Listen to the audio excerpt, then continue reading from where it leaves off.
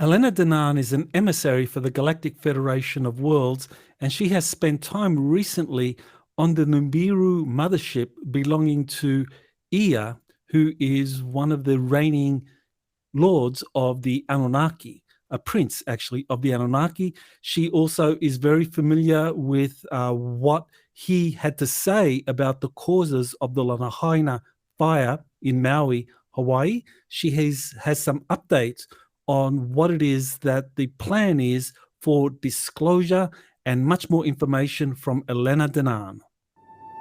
You're listening to Exopolitics Today with Dr. Michael Salla, your source for the uncensored truth regarding the human, extraterrestrial, global, and political agenda.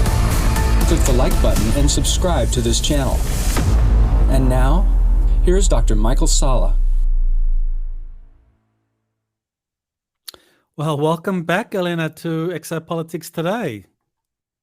Thank you, Michael. I'm very happy to be back here again. Thank you. Well, you're definitely one of my favorites in terms of interviewing and the information you have to share, which, I mean, I just want to remind people just what a privilege it is to be able to get an insight into the different extraterrestrial groups that are visiting us, that Elena, as well as a few others, Jean-Charles Moyen, JP, they are giving us real-time data, intel on what is happening right now around us, as opposed to things that happened 20, 30, 40 years ago. So it's really a privilege to be able to get that information. And you know, there is a sacrifice. And Elena, you definitely have a lot of pressure on you as the emissary. Yes, indeed, Michael. It's a privilege for me and an honor to be a bridge between the Galactic Federation of Worlds and other organizations upstairs and to the Earth civilians. It is not an easy task. It's not an easy job. But, you know, when we take upon these works, these jobs, we know that we are able to. And, well, it has well worked until now. And I am performing this task and this work I chose with passion, even though it's not easy every day. And but that comes with the job, of course. Well, definitely, I've noticed, you know, the number of attacks you get. I have experienced that with others that I've worked with who did get a lot of attacks, and I think that's when you truly are kind of like getting accurate intel from the galactics or secret space programs, you get attacks, and you have been getting a lot of attacks. So, you know, what that tells me is that, you know, you're over the target with your information, and there are people that don't want that. Yes, I understood that quite quickly because I have corroboration, as all of us who are meant to play a role in the disclosure, you know, and in these times, I have a long list of corroboration by official organizations, different organizations, and events, astronomical events, discoveries, you know, and it doesn't please those who do not want certain truth to get out, you know, and especially since I am exposing something even deeper than the ET disclosure, you know. It's all about the religious institutions that are working against the disclosure, the revelation of the truth, you know, and those ones have a lot of resources to intimidate those they don't want to speak, you know, that they speak. It's the resources are incredible. It's wow.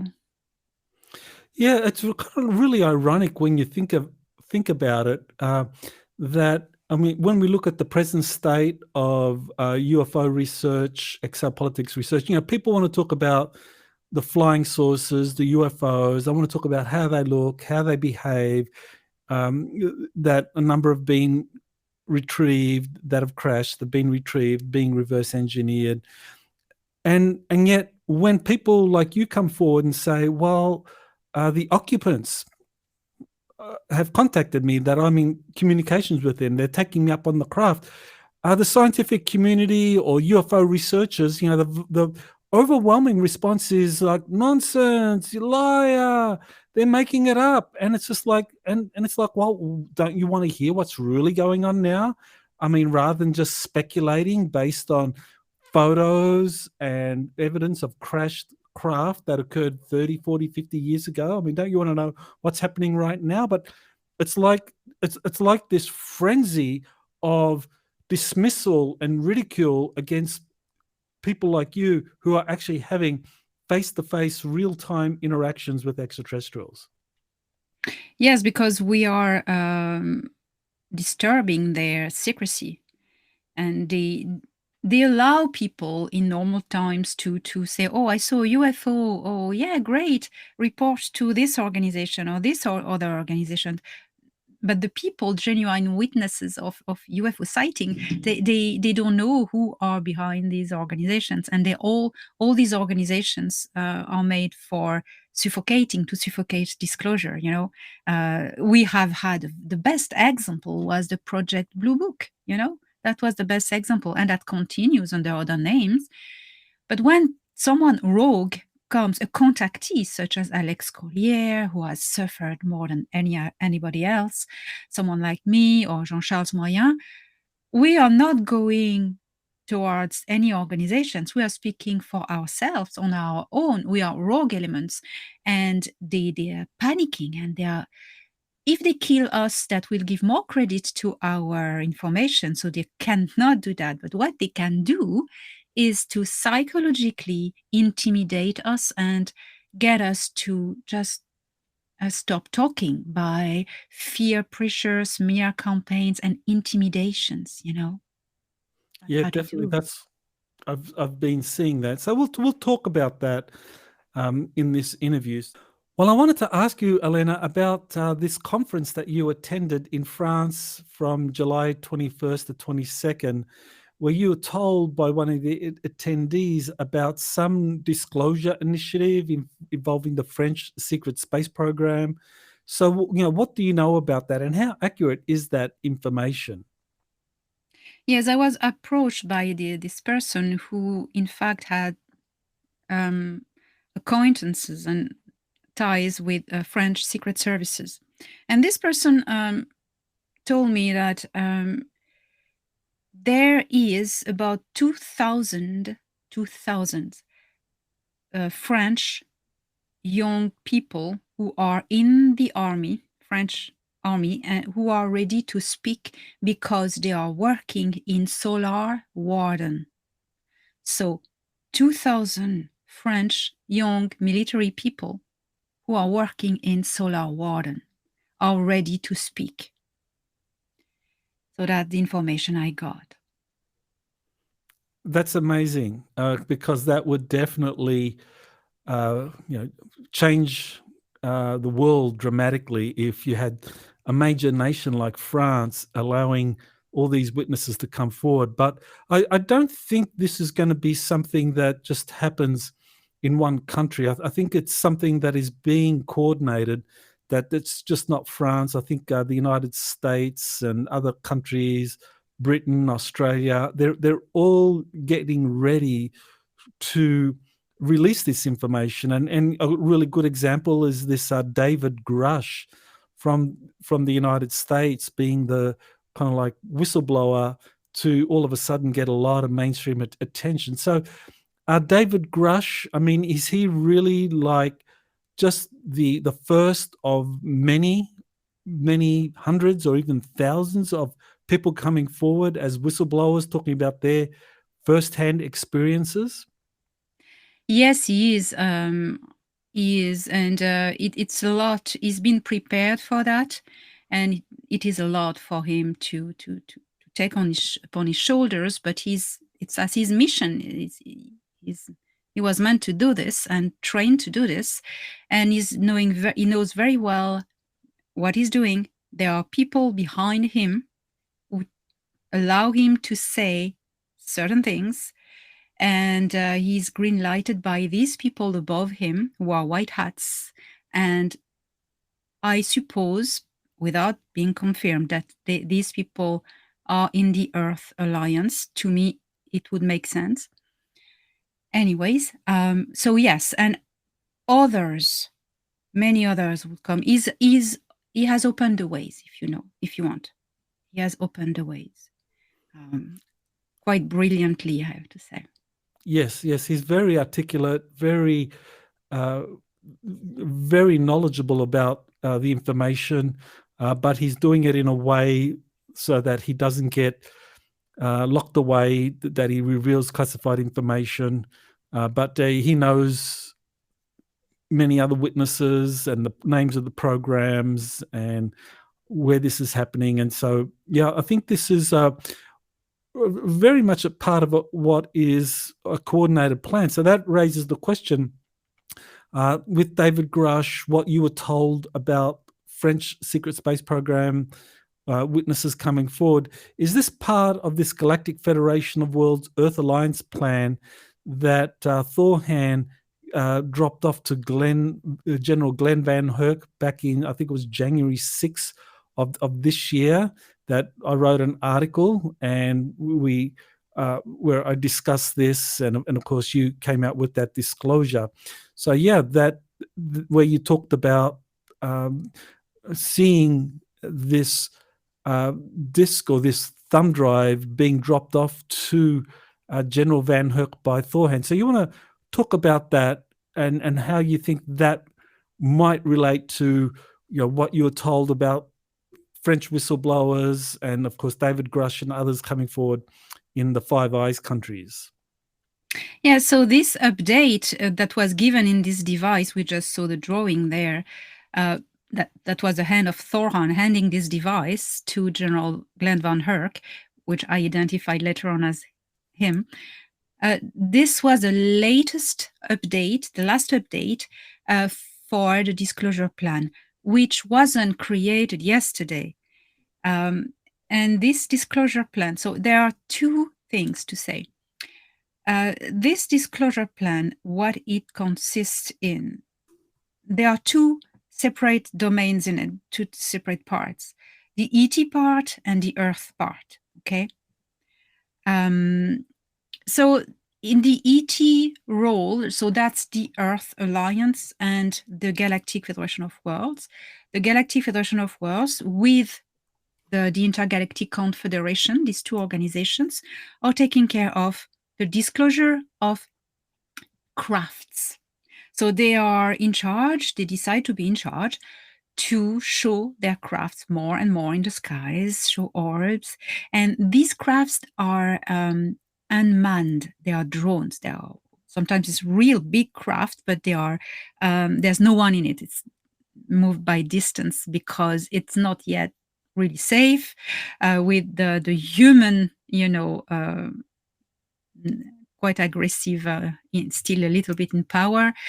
Anyway, so that the ETs are doing this, showing themselves more and more. And the role of the Earth Alliance is to get people involved in the military and in the certain organizations who have access to secrecy to bring forward and expose top secret information, such as David Grush has done. That's the best example. So people like this are going to come forward and disclose classified information.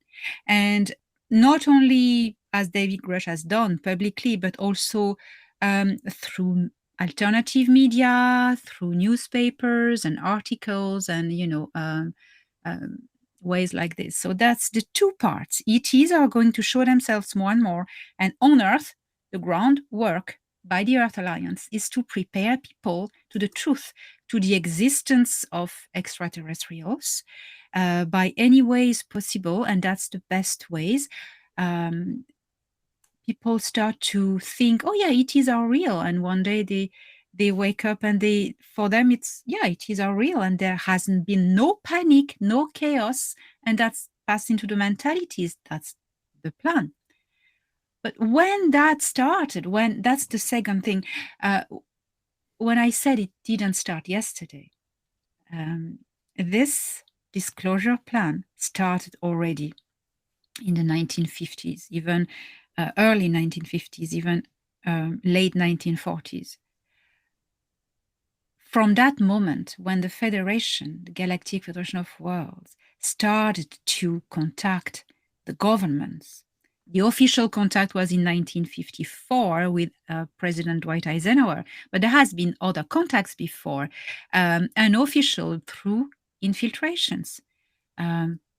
Pentagon, US Navy, the start of the creation of secret space program, defense programs against what was going to happen, because, you know, the ETs, they knew that the big enemy was going to be defeated, and we needed to build our defense fleet, which is Solar Warden. And so the ET started end of the 40s to give technology to white hats at the time and start all this preparation for one day the disclosure.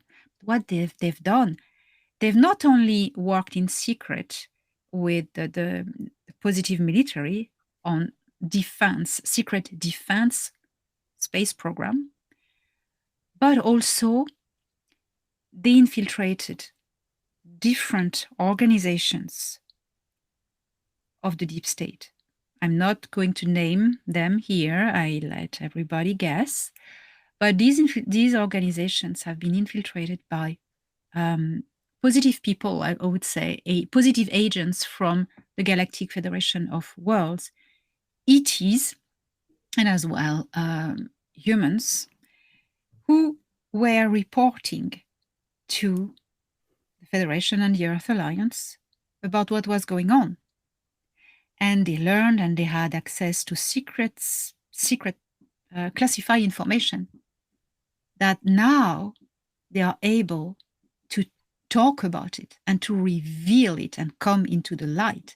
And there's a lot of these infiltrators, positive, good infiltrators, you know, who are going to come forward.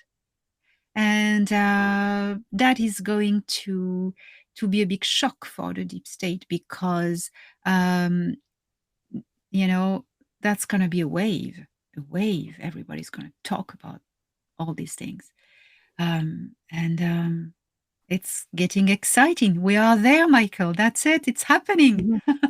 Do you think David Grush is one of these infiltrators that really is like someone that has connections with the Galactic Federation? Because, I mean, it's very courageous what he's doing, because no one, I mean, he's shifted the narrative quite dramatically from, you know, just UFOs are this unknown threat that are harassing military facilities to all of a sudden now people are talking about captured alien craft that are being studied and reverse engineered in corporate laboratories. So do you think Grush is one of these infiltrators?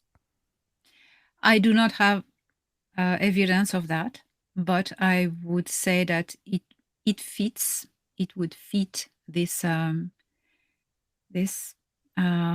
without having any proof. Why not? I would say. Mm-hmm. Okay, yeah, that would make sense. That would make sense. Now, I know that when that plan was given to General Van Herk at the beginning of this year by Thorhan, that initially it was going to be 2023 was when a lot of these disclosures were going to happen. And we've seen things happen, but the full disclosure now appears to be kind of pushed back until early or mid 2024. So do you want to explain why there's been this delay with the disclosure?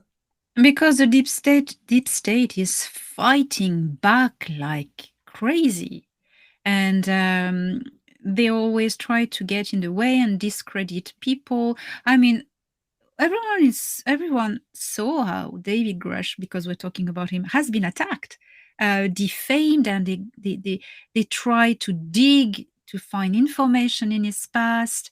Well, the information they found, it's ridiculous, because he didn't take off him his clearance, you know. So it's ridiculous. But they're trying, and they're trying to really fight back and cause distractions as well, you know. So that's why it's delayed. It's delayed. That's why it's delayed.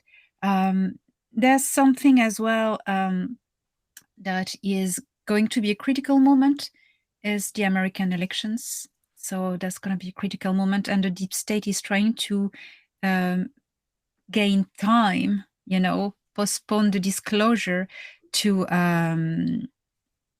you know, to be still in control during the elections and try to trick something. So it's still a war. It's true that the deep state is collapsing. It is, but they still have a little bit of power, and that's what delaying everything. I wanted to talk a little bit about your continued communications with Ia or Enki, where you have been taken onto his craft a number of times. And he's answered a lot of your questions and giving you real-time information. So maybe just talk a little bit about, you know, what is the relationship that you have with Ia? I know you're an emissary for the Galactic Federation of Worlds. What kind of status do you have with Ia? And yeah, do you want to just explain that? Ian and I are old friends. We've known each other from other lives, and he trusts me. He trusts me a lot. We were very good friends, and that's why he's decided to talk to me and give me information. So that's the relationship I have with him. But then I'm visiting him more and more often, and I am getting information about the past, about certain technologies and genetics. I'm visiting libraries, believe it or not. The Nibiru ship is a museum. It's a museum. There's so many things of the past in it. And I could talk about this ship for hours because I've seen so many things on it. The different districts, the royal district, the civilian district. You know, it's big. You have the military district as well. It's as big as the moon, imagine. And it has its own gravitational field. That's why it's not approaching Earth. At the moment, it's in the orbit of Jupiter because it's safe there. It doesn't disturb anyone. But, you know, it's a big ship. And it's always a wonderment to be on it. It's up there, and you're able to talk to Ia about Earth events. And of course, there was this incident in Maui with the fires, and you asked him what was happening with that, and he gave you some information. So yeah, you want to tell us what kind of information did Prince Ia have to say about the Lahaina fires and who was behind that? Yeah, so I got a lot of backlash for putting out this information. But I'm going to say it anyway and repeat it. Not naming everyone who was behind these attacks. It wasn't a natural fire, it was attacks from satellites with directed energy weapons. Satellites that are stealth, they are cloaked, but not cloaked only visually. You know, when you say cloaked, it's on all levels. Even no device can find them. It was a land grab. He confirmed it, and he confirmed it that who was behind this land grab and attacks. It's, of course, a deep state, but it's a certain character person, a certain person who has high position in the deep state and want to how to put it, make of Earth a new global order, if you know what I mean, who I mean. So he was behind land grab, and so that was not only what IA told me. Well, that information I got it confirmed by the Federation, but IA told me something more than that the Federation was a bit concerned of getting out as an information. But IA has no prime directive, he has no rules, he's just his own master. What he said to me was horrendous, Michael, because the people who are behind are involved in dark, evil, black magic. This was a ritual. They wanted to, grabbing a land, they changed the polarity. And it was a ritual. It was a human sacrifice at a big scale. It's difficult to talk about that, but that's what it was, a human sacrifice. People couldn't get out. They were locked. They couldn't get out. Only those who disobeyed survived. And children also were abducted a lot. And there is an operation now that is, that Vorhan told me that one bit of info. There's an operation of the Earth Alliance at the moment taking care of rescuing the children because they know where they have been taken. So that's one thing. But yeah, let's say satanic human sacrifice to reverse the polarity of the land, because it was a sacred land. There was a portal there. There is still a portal there that they wanted to take as well. There's so much involved, but yeah, it's horrible.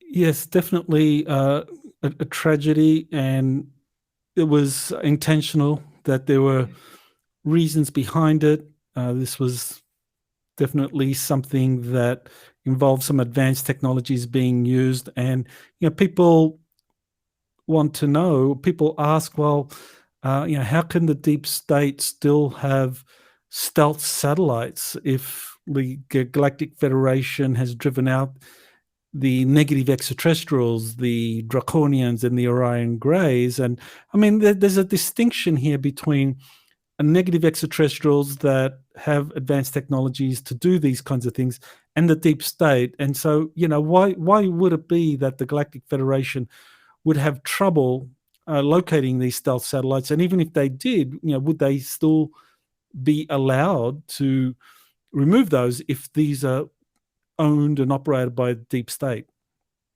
Well, yes, it's technology made on Earth by Earthlings, by humans. The technology is retro-engineered ET tech, but manufactured from A to Z by humans with materials from Earth. So that's one thing that has nothing to do with extraterrestrials. Now, it is true that it has been confirmed that the negative extraterrestrials, the gray Orion Greys and the reptilians, Draco reptilians, have been kicked out of the star system. But so they're not in the equation anymore. But we are talking now about the humans that are on Earth, okay? And their technology, be it retro-engineered or just developed, okay? It's the human technology. Now, when it is about human technology, first, yes, it's stealth. It's very difficult to locate. If people who follow my information can remember 3 years ago when I was starting to talk about all these things, and even in my books, my 2 first books, I am talking about the Federation tracking these satellites. They were always, all the time, tracking satellites to not destroy them, but disable them, just switch them off. And that has been going on for a while. And I have even an incident I reported in my book, We Will Never Let You Down, where an astronaut, well, actually a cosmonaut, a Russian cosmonaut from the ISS, was taken on board the Excelsior and briefed And Thorhan was there with other people. They were saying to this guy, they were playing at terrorizing him to really scare him that he's really doing what they're saying. They were saying to him, do not put these satellites out in orbit. You understand? It's very important. Do not do this. And it's been going on since many years, and still going on through today. Now, that's one thing. The other thing is that it's human-made by humans. Now we're talking about the Prime Directive. I know it's annoying a lot of people when we talk about the Prime Directive, but if the Prime Directive exists, it's to avoid chaos. Now, since the Jupiter Accords in July 2021, if I remember well, new non-interference zones have been set for the star system. We can call it, Thorhan actually said safety zones, where you cannot interfere and you cannot attack each other. It's peace zone. But the Federation also calls them non-interference because this star system is now under the custody of the Earthlings, who are the local, indigenous, more advanced civilization. So we have the duty to protect all the other planets of this star system. So we own this star system as Earthlings, humans of Earth, as custodians. So, but we are not yet members of the Galactic Federation of Worlds. What does it mean? We can request their assistance and they will help us. That's why they create the Earth Alliance. So, but it's a bit tricky with the safety zones, you know. So the Federation will intervene only if the Earth Alliance asks and requests. Of course they ask, but not always. If we were part of the Federation, they wouldn't need to ask. Well, they would just talk together. The Federation would say to the Earthlings in charge, do you want us to get rid of your satellites, your things? We can do that. Okay, let's do it.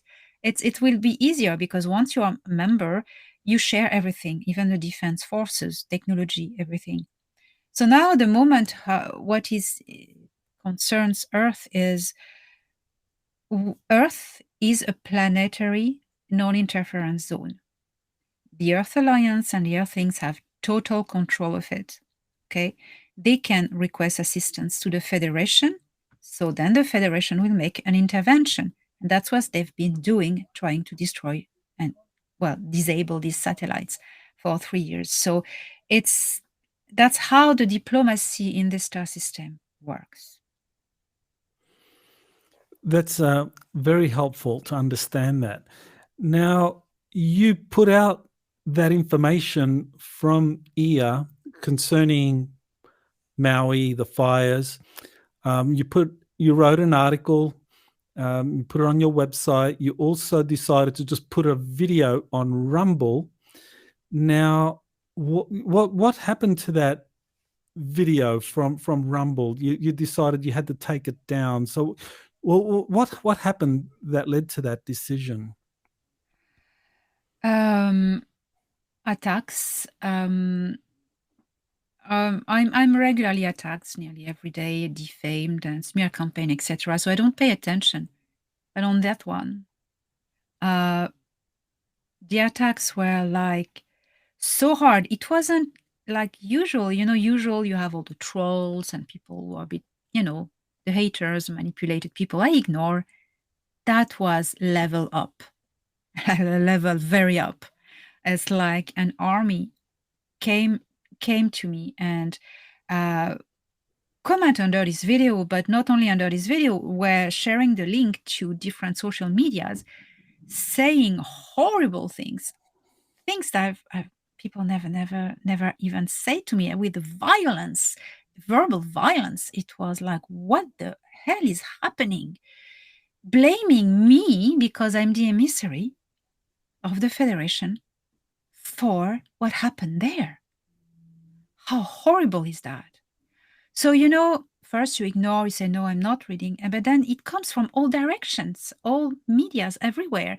And genuine friends sharing to me, oh, this, because they use people to carry messages when they cannot reach out to me. That's how they do as well.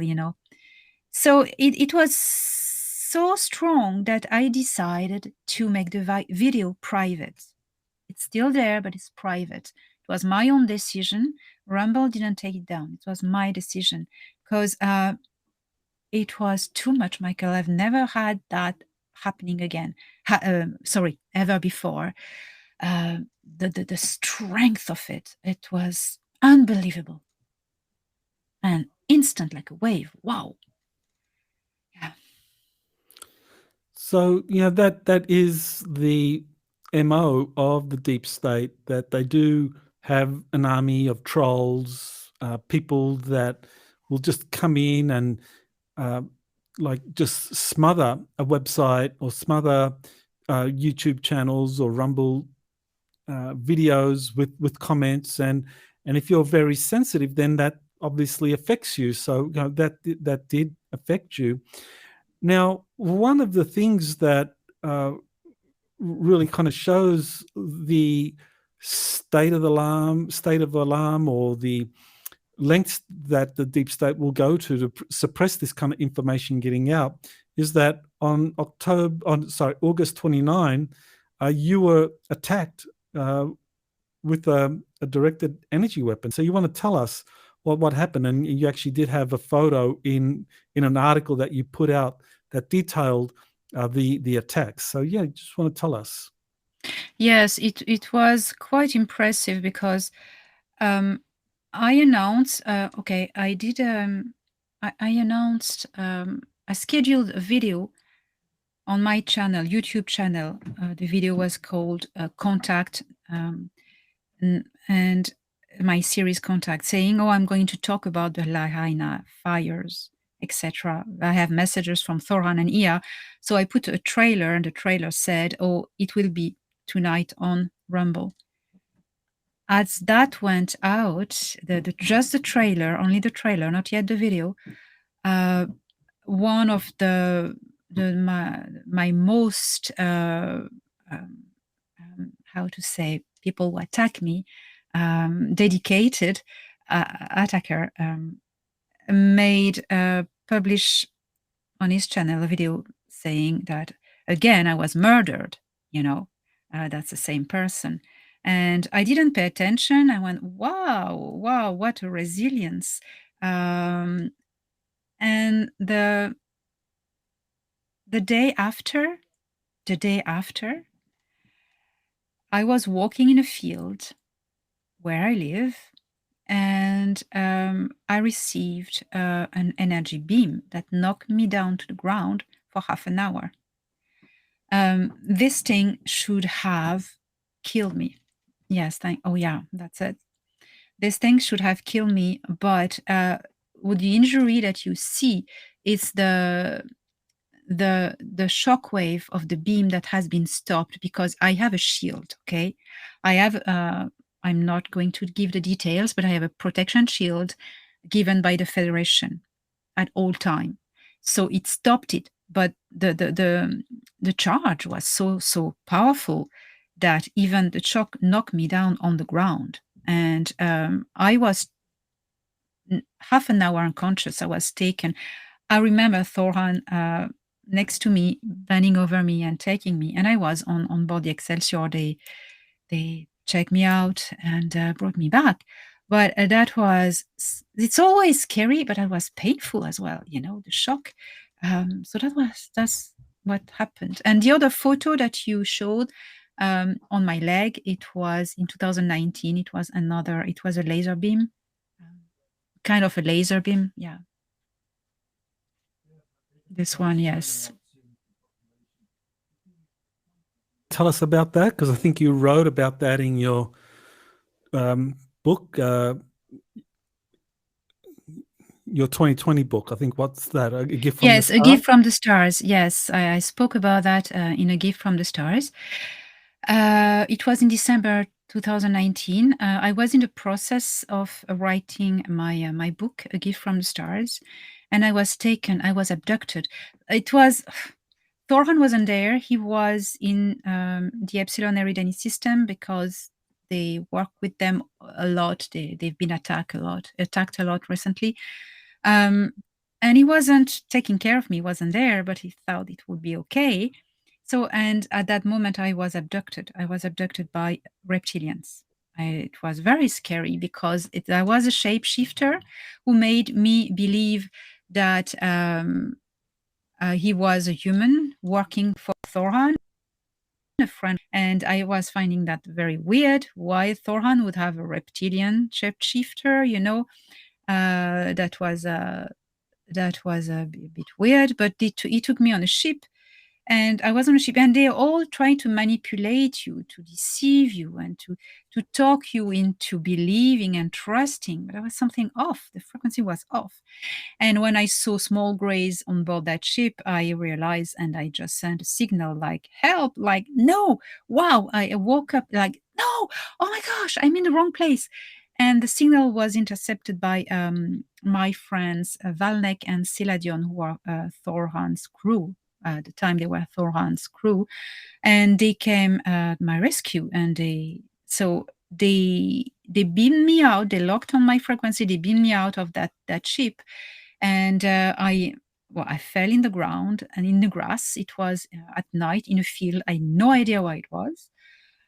Wet grass, and my friends neutralized this reptilian guy who beamed after me, and they neutralized him. But in the fight, I received this shot on my leg. It wasn't a laser because it didn't burn me, but it was like it felt like a hammer, like if I was hit with a hammer. So I think it was an energy beam. I don't know what sort. So when I was then being back in the room, and I had wet grass in my toes, between my toes, my left leg was all wet from the grass, and my shoulder was hurting a lot, and I had a dislocated shoulder. And I went into the bathroom to check my leg that was hurting, and I saw this, and I took a photo straight away.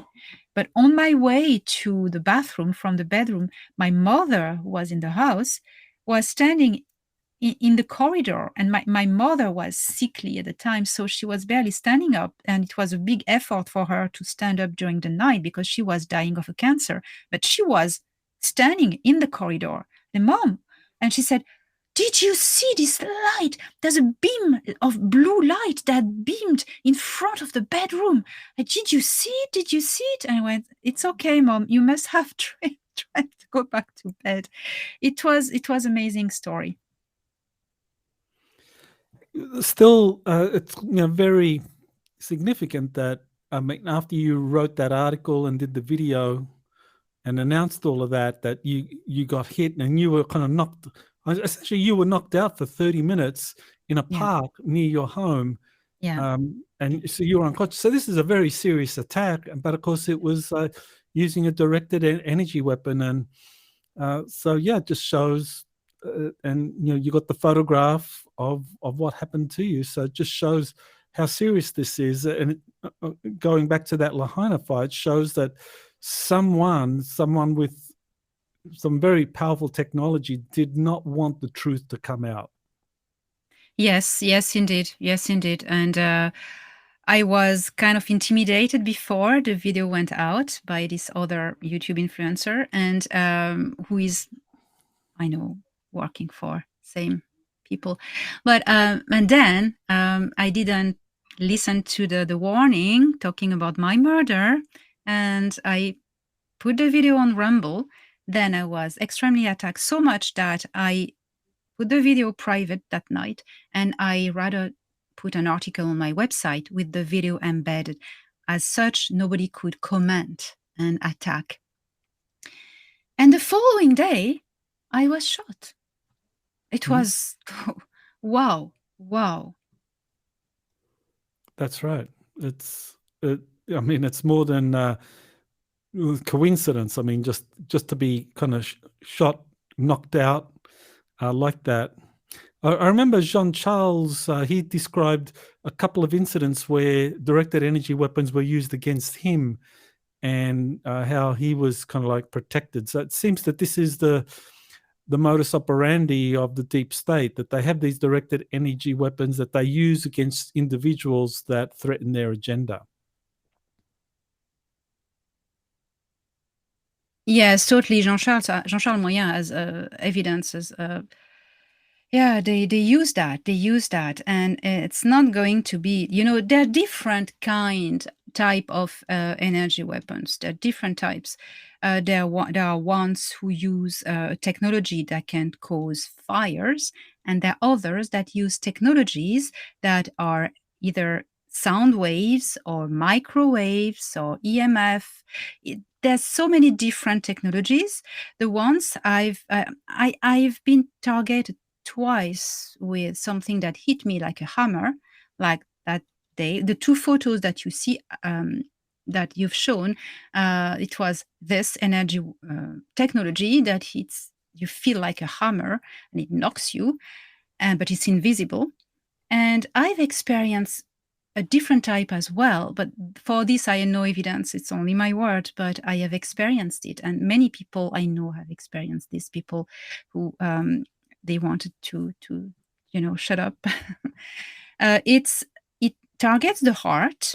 So you have first, and that's super scary, because like the laser, the pointer of a gun, but it's not red, but you feel it. It's just like a needle, and you feel it's a beam that's searching for your heart, and it comes from upstairs. The angle is from up, and once it's found it locks on it, and that's super scary because it's a beam. It's in material. You cannot, it's a pointer. It's like you cannot, and you just have to run away and move, and even it's locked. And then that the shot is coming, because now they have locked it. It's coming. I was fortunate enough for twice to be protect, and the Federation protection forehand cut the emission. But this is something different. They aim at giving you a heart attack. That's different.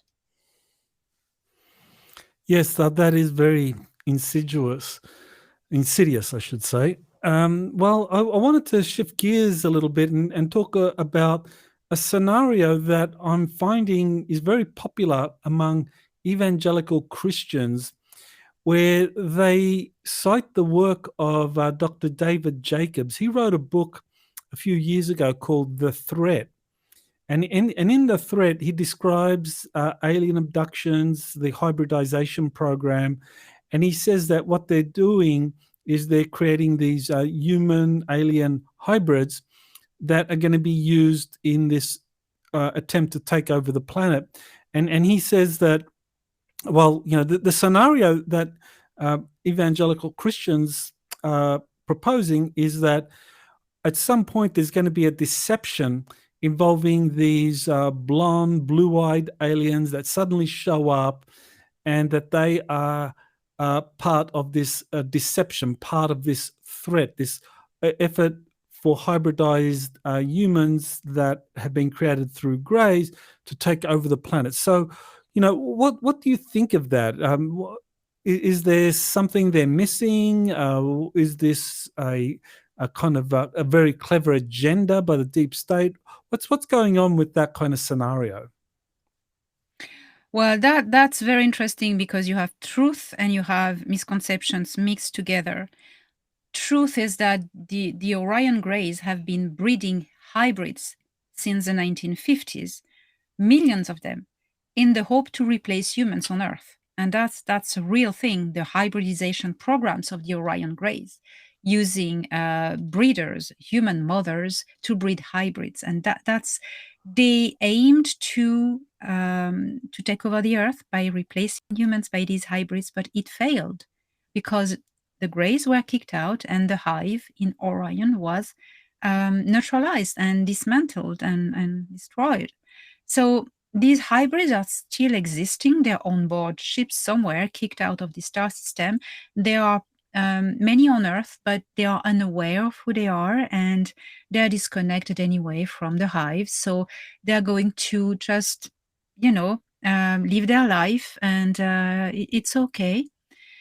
But the Greys have been playing for a while before they left, before they were kicked out, trying to influence human breeders, mothers of hybrids, to using feelings to get people of Earth to welcome the Greys back, welcome the hybrids, welcome the Greys, because everything works with consent, And so the Galactic Federation has had so enough with these Greys that they added a little bit change to the Prime Directive. It was done to that. It's very difficult to change the Prime Directive because it takes so long.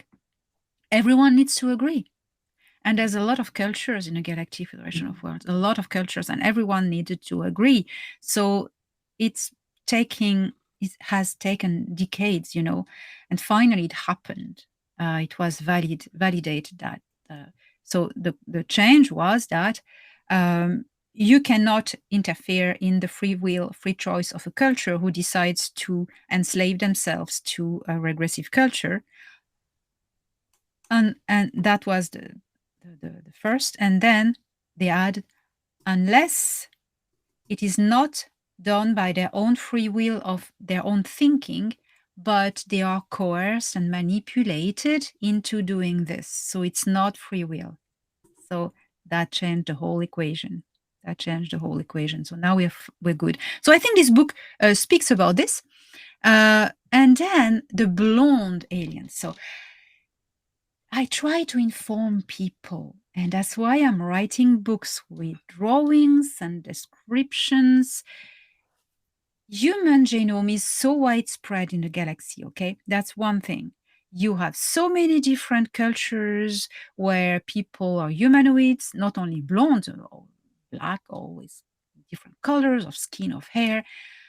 But let us say that the Ahil, the tall blonde Pleiadians, are playing a big role in the Federation. The Ashtar Command as well, from Sirius B, they are also blonde. You have different other cultures who are blonde. That's a widespread genome. And they're positive, nice people, But then you have also tall blonde or with white hair who are pure, total a-holes, who are working with the reptilians, with the Greys. So you never know. You can have someone with tall, blonde, good looking. He can be from the Federation, or he can be working with the reptilians. You don't know. And then let us talk also about the manufactured clones, manufactured by Greys and reptilians who look like tall blondes or Pleiadians, and who are in fact, agents, bad ones. So that's something very tricky. The best way to know is the frequency. The frequency, and what do they want? If they want to coerce you into doing something and they insist, it's not a good sign. If they respect your free decision, free will, and they're courteous and they leave you alone, that's good sign. Look at the behavior and the frequency. Very good advice. Yes, look at the frequency, and that means we need to sharpen our discernment and be more aware of how we feel around people to see how they're influencing us, to be aware of their frequency. I wanted to kind of like just explore this a little further, because I think it's going to be very, very important in the months and years ahead, how people are going to react when the Galactic Federation shows up, when the members, whether it's Thorhan, whether it's any other members from the Galactic Federation show up, who are part of this kind of like very positive, benevolent group, how they're going to be regarded. Because I know there's a lot of people that have been conditioned through television series like V, and there's been like it first came out in the 1980s, and then there was a follow-up, a revamped version that came out in the year I think it was 2010, something like that, and it depicted these very human-looking, attractive aliens that show up, and they come in the name of peace, and they show all of this. They appear to be very benevolent and share advanced technology, but behind the skin, they're reptilians, and so some people, like, and I'm seeing the evangelical Christians, believe that this is what's going to happen. They think this is what's going to happen. So my question is that and they believe it's going to happen because they believe the Bible, the book of Revelations, is destined to happen. Like, it has to happen, because if the book of Revelations talks about some coming deception involving the Antichrist, and if we go back to that movie, if we go back to that poster, if we bring that up again, that attractive human female there on the left, Anna in the series, she would be like the Antichrist. So the book of Revelation says that Antichrist is going to show up and be part of a great deception. So if she represents this Antichrist, well, this is the question: is this really what's going to play out, or is this all part of the predictive programming designed to influence humanity to behave and think in a certain way? Yes, I think it's meant to influence, and I have two comments on that. The first one refers to what I just said before, that the positive, good-looking ETs would never coerce you into something. They have prime directives of non-interference into the development of cultures, and that has been made public even to the civilians. In the case of this movie, V, these good-looking ETs arrive and they interfere in the evolution of the culture. They offer technologies, they arrive with their ships, and they change everything for everyone. We're going to heal you, we're going to do this, we're going to do that, we're going to give you this and that and this and that. That's not the prime directive. That goes against it. The Galactic Federation would never do that. They would have done it already. Look what they're doing. They have formed the resistance, helped the resistance on Earth. They have created the Earth Alliance, developed technologies behind the scene, helping us develop our own technologies. They never give us the knowledge. And what I can add a little bit more to that is that I am having regular contact with Thoran's younger brother, Jen Han, who is a terraformer. And I'm working on passing information from this person to Dan Willis, with whom I'm working on crystal technology. So Jen Han would give information following the prime directive. That means that he's waiting that Dan asks him questions, and then he gives the answer, and not more than the answer. Not more. So to know more, and Dan needs to ask another question. And that's how it works. And that's how the Federation works with the Earthling. They give what we need, what we ask for, but we need to ask for it. They will never impose knowledge and technology like this. So that's a red flag when you think about this movie, V. Now, so who is behind this type of movies? We know it's the controlled media information that comes from the deep state, of course, and certain agencies. Behind the mind manipulation of lovely Christian people, it's the same guys. It's the same people. And it's all part of the same plan. Who's behind the big institution that starts by a V as well? That is in Rome. Coincidence? Not.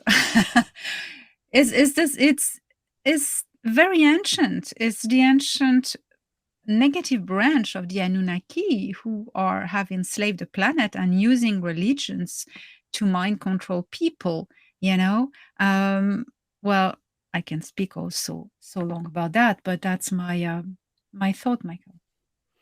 Yeah, that's very, very important.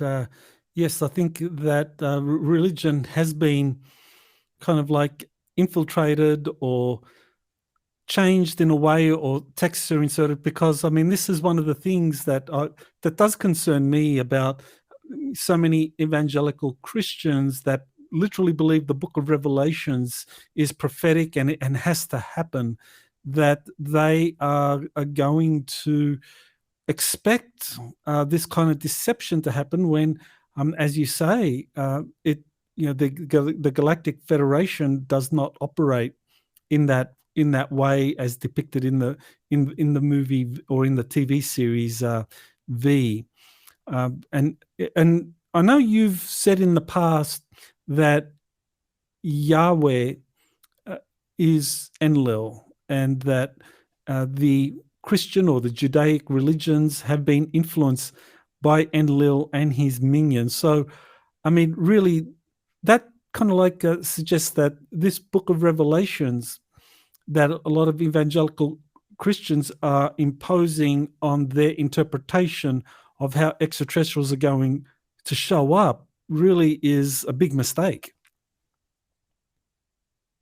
Yes, and it's not their fault. They've been influenced, and these people are victims of manipulation that has been going on for eons of time, for 2,000 years and more before, but at least for 2,000 years on that topic.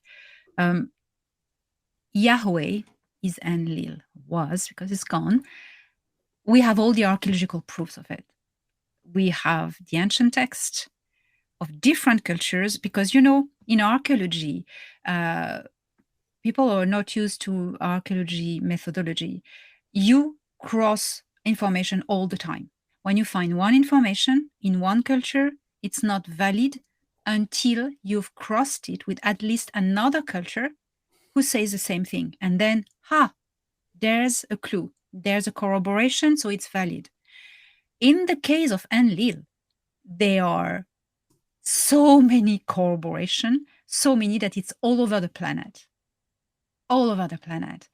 That Enlil was the Anunnaki character that created the flood, who wanted to annihilate humanity, who wanted to enslave humanity, and who has been horrible. His title, Enlil, means the commander of the sky army, the ruler of the sky. His real name is Yuh. Funny, it looks like Yahweh. Yuh, Y-U-H. You would write it. So this entity was also called the storm god, and the Yazidi in northern Mesopotamia, the descendant of the Sumerian direct descendants, called Enlil the storm god and a horrible character who tried to destroy the humans. So this is Enlil, the destroyer. He was worshipped in different places in Mesopotamia, of course. There's one area where he was the main god in northern Mesopotamia, somewhere northeast.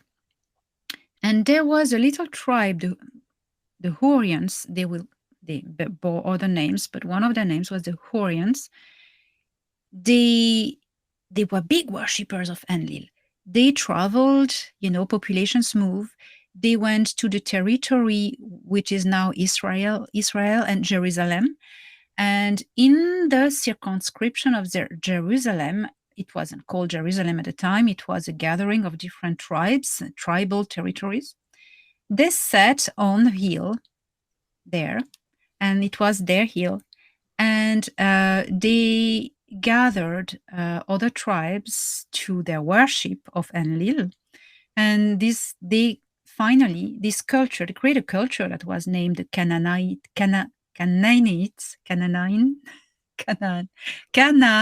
night. Anyway, French accent. Canaanites. Here we go. And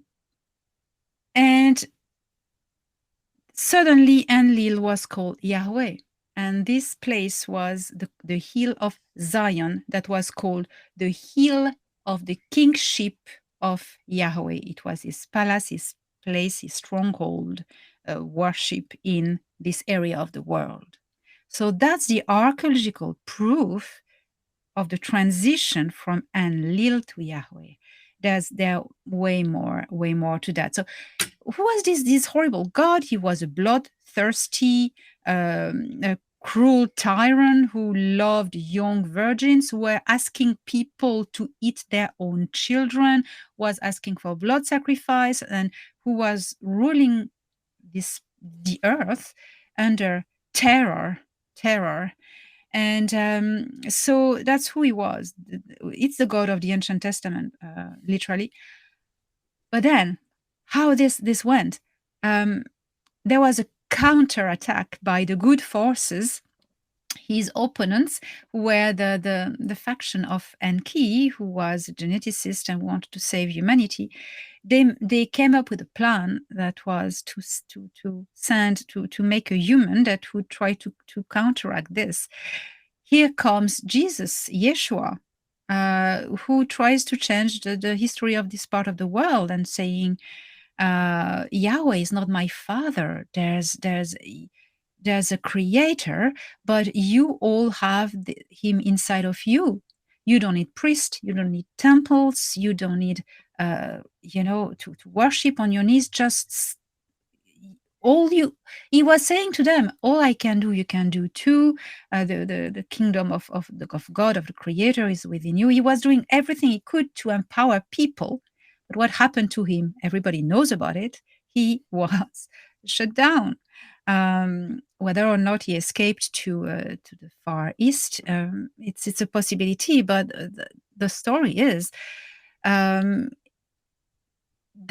it was so strong when Yeshua came and changed the message and warned people against this horrible, evil God entity. It wasn't a god, E.T. playing God. It created such a movement because Yeshua was talking about love and empowerment that couldn't be stopped, even if the Roman Empire tried to hunt down the first Christians. Horrible things were done, but the belief remained. And what the Vatican had, well, not yet the Vatican at the time, sorry, I said it, the big V, what the Roman Empire, who became the Holy Roman Empire, did at the time, they took this belief and they reversed the narrative. When they cannot erase a belief, they're going to take it, hijack it, and change the message with time. Very well done. So that's what they did with Yeshua's message. And if you look, Yeshua's symbol is a fish, okay? It's his bloodline. It's a symbol of the Christians. The early Christians had the fish, a special type of fish, which is the letter alpha, okay? It's a fish. The fish is the bloodline of Adam. It's the Adamic bloodline. And who engineered the Adamic bloodline? It was Enki. So the fish and Enki is Ea, the one of the sacred waters, of the water of creation. And his symbol is a fish because he's the geneticist. So that's really a thread that is nice to mention. So these people, the V, Holy Roman Empire, has allied with the Nazis, has allied with the deep state. Why? Because it's the same people that were behind, the same ETs that were behind the top of the pyramid, the eye. Now it's a truncated pyramid. The eye has gone, the ETs have gone. But the minions have been trained so well, the human minions, that they're carrying on the mission. Keep the population in ignorance and enslavement.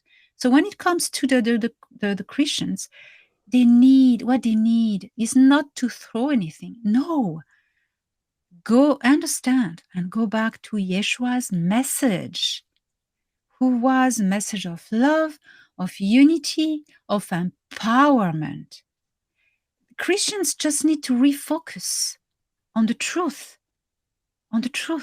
and they didn't need to abandon their faith, just refocus their faith on the original, the message of Yeshua. That's all they need to do, you know? Yes, I think that's very important that people focus on the message of Yeshua as opposed to getting into these kind of like more inflammatory texts that discuss war and ethnic cleansing and involve this Yahweh.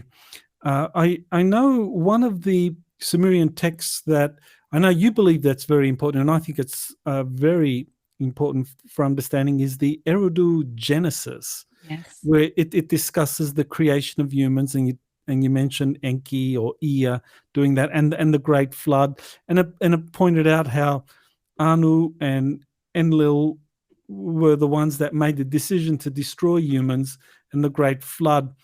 And so this to me is like, for people that want to understand the key characters or the key Anunnaki figures that were involved in the creation of humans and the Great Flood, the Eridu Genesis is the text, the Sumerian text, which I think must be like at least 5,000 years old, that discusses this. Yes, and the Eridu Genesis, I mean, go back to the ancient text, the Atrahasis, the Enuma Elish, and the Eridu Genesis for me it's a gem, because you have actually the dialogues of the different gods. So there is this big meeting that is also described by Plato in the Timaeus and Critias, that the gods had a meeting to decide of the fate of humanity regarding the destruction of Atlantis. That was a consequence, not the cause. So, another cross-reference, Plato, who got it from the Egyptians, from Solon, Anyway, so the Eridu Genesis, you have this meeting as well, where also described in other Sumerian texts, that Enlil was annoyed, was not happy because the humans were taking too much sovereignty and uniting, and he said they are becoming too noisy. And you find this expression in other texts and cultures as well. He found the humans too noisy, and he said he wanted to reset everything because he couldn't control them all. So he wanted to cancel human civilization and go back to the square, hominids in caves. So he decided to do that. And so in the Genesis of Eridu, this conversation is written, and Enki disagrees. Enki says, no, you cannot do that. And there's a sentence that Enki says. He says, I will stop the annihilation of my children, and I will bring back the people from their dwellings. So, and he left the meeting like this. And then you have the story of Enki.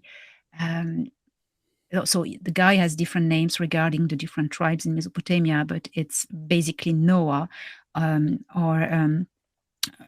has different names. Sometimes even Adapa, sometimes it's other names. He said, okay, let's gather all the DNA samples of the area and gather your family. And he was a descendant of Adam, okay, or Adam himself. And we're going to go on a ship, and because my colleagues, my family, they decide to destroy you all, and there's nothing I could do about that. Try to convince them not to, but so let's try to get you escape that tragedy that is about to happen, So Utnapishtim or Adama or Noah, that's the story of Noah's Ark, and that was Enki. Try to save humanity. Always he tried. Well, it's very interesting. I know in our conversation that we had, or that you relayed information from Thorhan when we were doing a road trip, and we put out a transcript of that conversation. We actually put out a recording of that conversation, that one of the things that surprised me was Thorhan saying that the Pleiadians or the Erahel had been working with Ea or Enki in particular for a long, long time, that he was the one that was principally involved with the Pleiadians or with the Erahel in particular. And JP also said the same thing. He was told by the Nordics, and this was during a trip he did with the Nordics several years ago. I don't have the exact date, but he was told by the Nordics that they had been working with Ea and Enki for a long, long time, and with the giants as well for a long time. So that to me is a very good sign of just how benevolent, how positive Enki is, as opposed to those saying that, well, no, Enki's not good or Ea is not good. It's Enlil is the good one. That in fact you have these other sources saying that no, the Pleiadians have been working with the Enki faction of the Anunnaki for a long, long time. Yes, I mean, people who say that they have no evidence, and all the true evidence are against that narrative. Two things. I traveled to northern Mesopotamia a few months ago to just go on a quest and discover and see what comes from this. And I met with the Yazidi. The Yazidi are genocided by Islam, by the deep state, because they want to shut them down, because they are the direct descendants of the Sumerians, and everyone in Iraq are descendant of the Sumerians, of course. But the Yazidi, are descendant from the bloodline of Adam, and they say that themselves. And the Yazidi are really victims and genocided, and they know the truth. Why would they lie about who is Enlil, who is Enki? To them, Enki is that saved them, created them, and always wanted to save them from the evil storm god Enlil. Why would they change the narrative? They are the ones who are genuine and persecuted, So, you need to just see ethnology, archaeology, and ancient text and learn how to read them, and do your own research, and you'll know, the deep state doesn't control all the narratives. When you go to see the very little tribes who have a message, and these ones are massacred, genocided, persecuted by the deep state, oh, yeah, listen to what they need to say. The Yazidi, for instance. So, there are so many evidences. And why there is a narrative that rose, that reverses that Enlil would be the one who saved humanity, which doesn't make sense. There's absolutely zero evidence for that anywhere. It's because these people are manipulated into selling this narrative. Why? Because the purpose is that to make civilian people mistrust Ea, Enki, distrust him. And because Enki he came back to not only support us, but to help us. He gave the Earth Alliance something very important, a frequency key, a genetic formula key to repair the blockage that have been done in the human DNA by millennia of genetic manipulation from Enlil's genetic teams. Because we need to know as well, there were different genetic teams, different teams. And you see them on the ancient carvings. Team Eagle and Team Snake. Team Snake, it's not reptilian. That's something else again. That's the symbolism.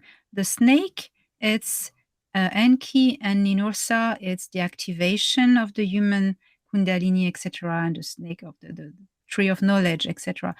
The birds is the eagle. It's a symbol of power of Enlil. So that's symbolistic. Then the Enlil people, Enlil was a reptilian, and Enki was human Anunnaki. it's not one race; it's a whole culture with different races in it. So you can see the difference. There were two factions among them. You can really see that.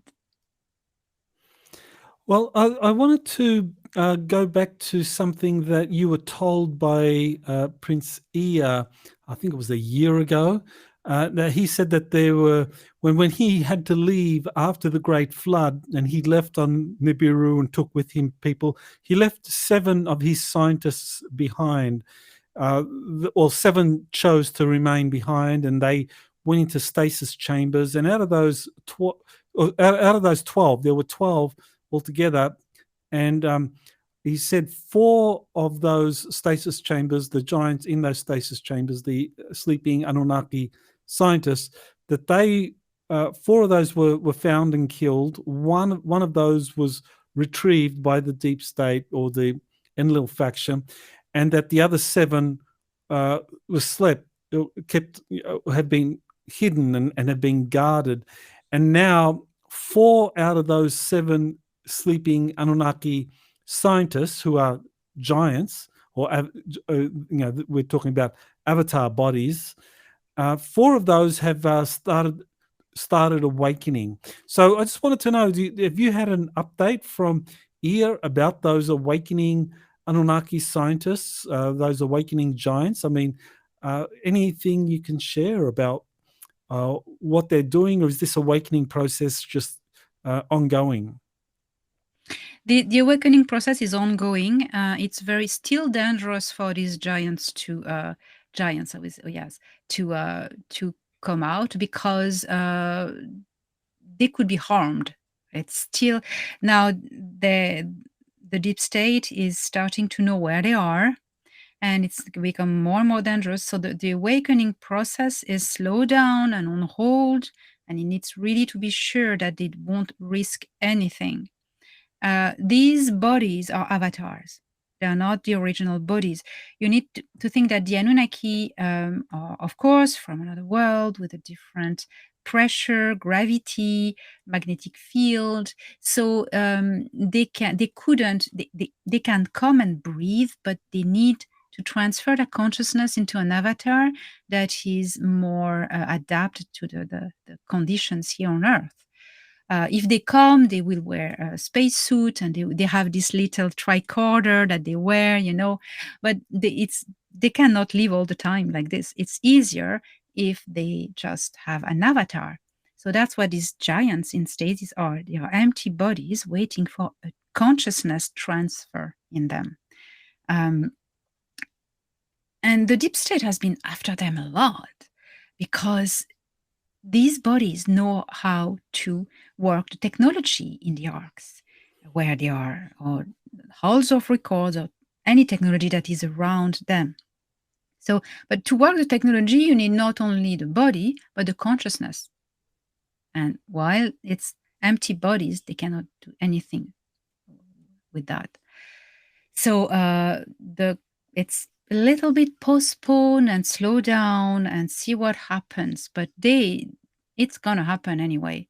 So my update is it's slowing down at the moment. It's dangerous for them. Well, I wanted to ask you about something that happened to you that kind of throws light on some very puzzling behavior from one of my sources. I won't name him. Someone I worked with for a number of years, and the last couple of years, his testimony has changed dramatically from previously he talked about factual events or things that happened to him physically, taken out into space and so forth. And now all of a sudden, it's like his narrative has changed, and he's now talking about this all being part of his creative imagination.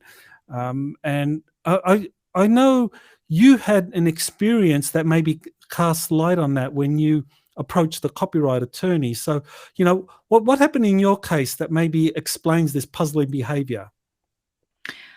Yes, that scared me, actually, how the deep state is able to manipulate people. It's very well done. Oh my goodness. So, okay, I I have my personal story, my abduction story when I was a child, and as a person was part of Thorhan's crew. His name is Val Neck, or Valorian Neck, or Oroyan. Val Neck, his name. And so he was mentioned in my first book. I mentioned him since I'm a child, but anyways. There's a YouTube influencer person who decided to hijack my story, who was rescued by the same team, but also took into another abduction by reptilians, into a mind manipulation program. And this doesn't require any technology, any implant. I need to specify that. It's like Montauk style procedure. You deconstruct by trauma, and then you install programming that will go off at the right time. And that is not detectable by any device because it's just a mind programming. There's no technology involved. You cannot detect it. So the Federation didn't know about that. So at the right moment, this person, who was also rescued by the same team as me, they were rescuing a lot of children at the time.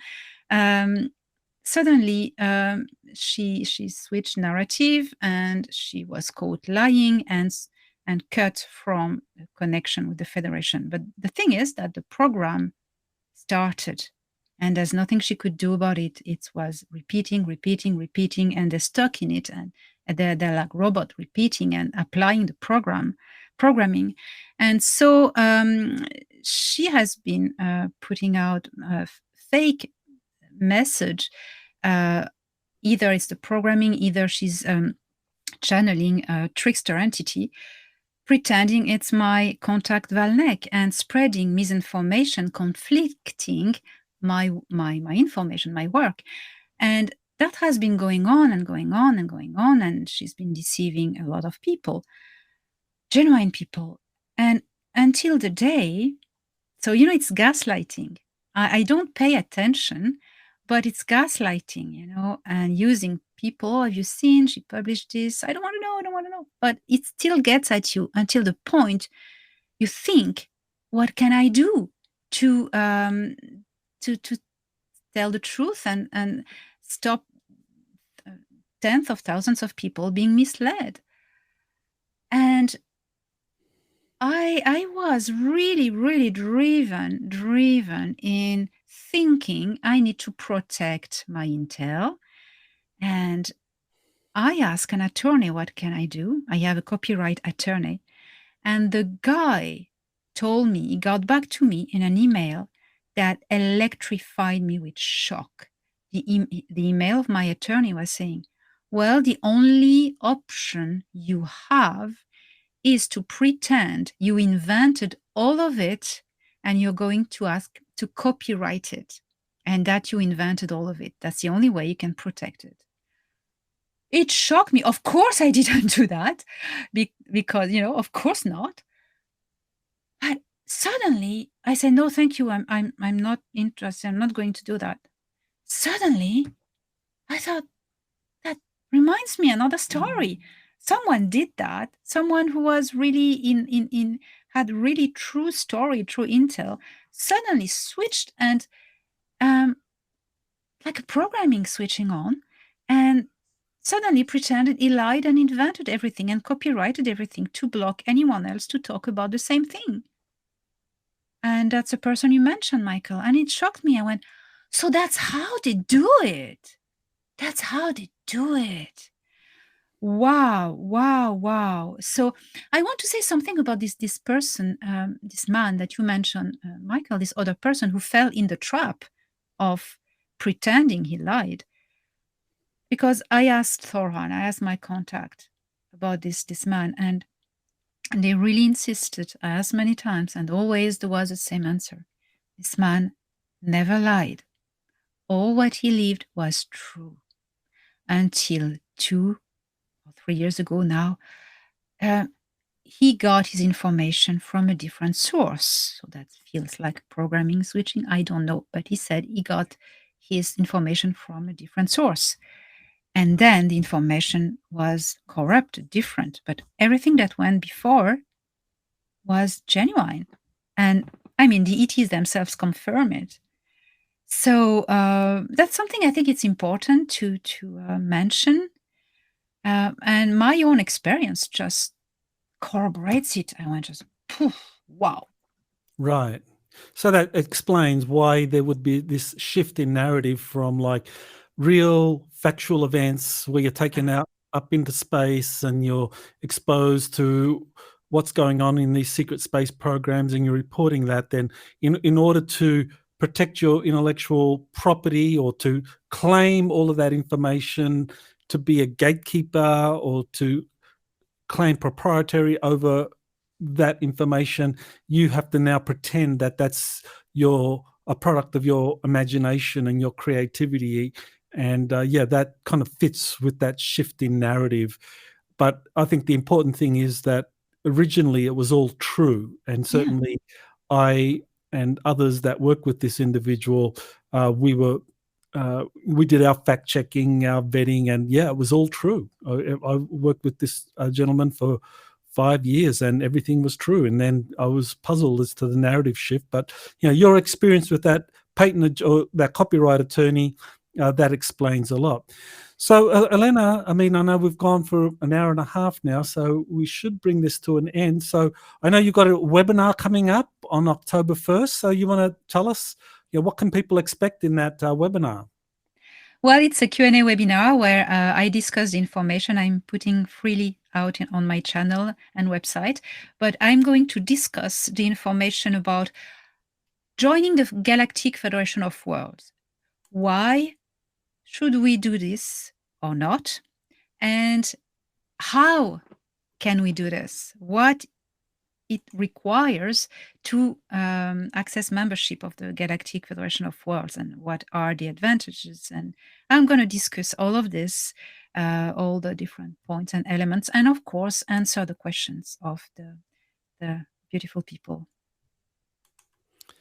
And I know we're both going to be speakers at the Galactic Spiritual Informers conference or convention in Orlando from October 20 to October 22nd. So I look forward to seeing you there. And anything you want to say to the audience about that upcoming event and your participation in that? Oh, yes, I'm looking forward to this. I will be a speaker, and I will speak again about technologies, exotechnologies, and about the ancient technologies that were on Earth before everything was destroyed and reset.